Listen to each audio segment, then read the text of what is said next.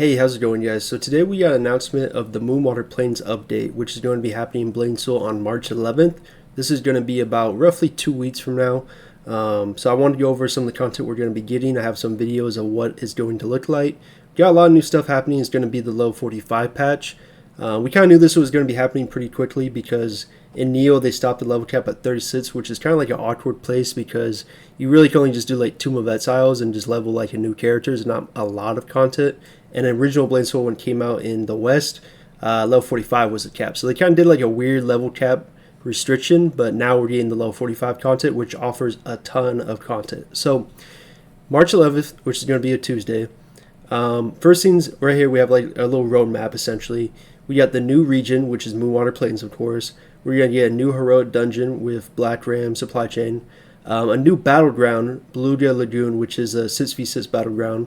We also get a solo dungeon, Mushin's Tower, and then we get a free-for-all PvP zone. So let's go over some of these and talk about it. So the first video I'll link is just one that is showcasing Moonwater Plains in the entire region. Not really much like commentary on it. It's just kind of showcasing like how the world is in Blainsville with the Moonwater Plains. It's actually a really beautiful area. Some of my favorite zones are in Moonwater Plains. So leave a link if you want kind of like a sneak peek to see what's coming, but it's a lot of content, and Moonwater Plains is huge, like so many different areas. But I will leave this video in the comments so you guys check it out.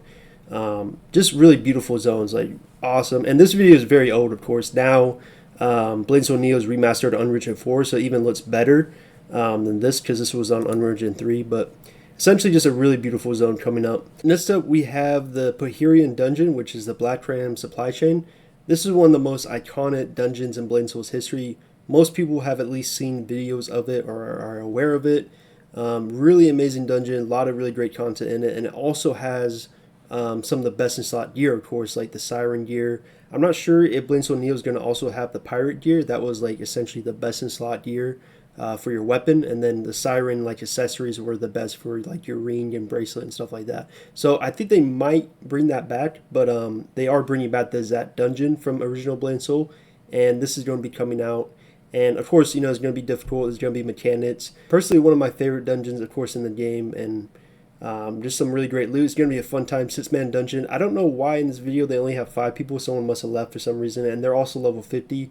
Of course, on the patch, we're going to be level 45, and then also you can get up to 6 people in the party, so it won't be only 5. But either way, this is going to be really exciting to play through, and you can get some really great loot, some great cosmetics. The next video is one from Echogen. This is a Blainsville YouTuber, or used to be. He covers, I believe, Arknights now, but this video is quite old, but it is a guide on Beluga Lagoon, and I feel like it still stands pretty well.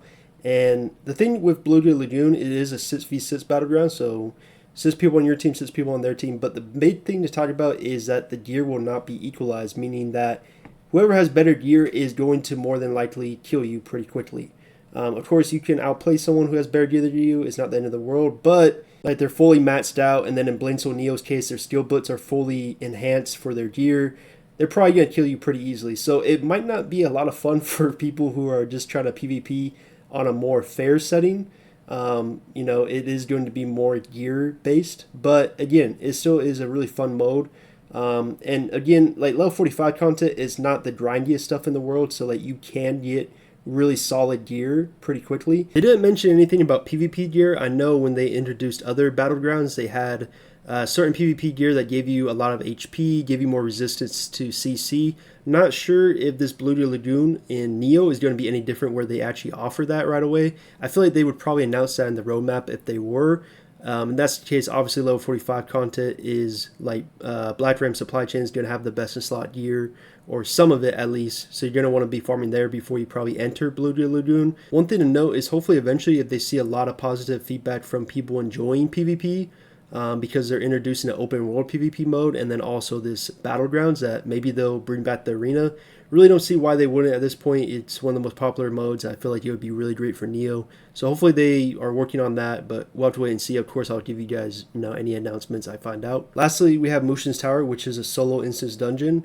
This is one that's really important for your dailies. You want to do this every single day. It also gives you some pretty good loot, and then also gives you the zone Mushin's Tower, where you'll see most Blainsville players actually hang out. It's like the hangout spot. I don't know why it really became that, but it's just a very popular location, and you'll see most endgame players kind of chilling, hanging out there.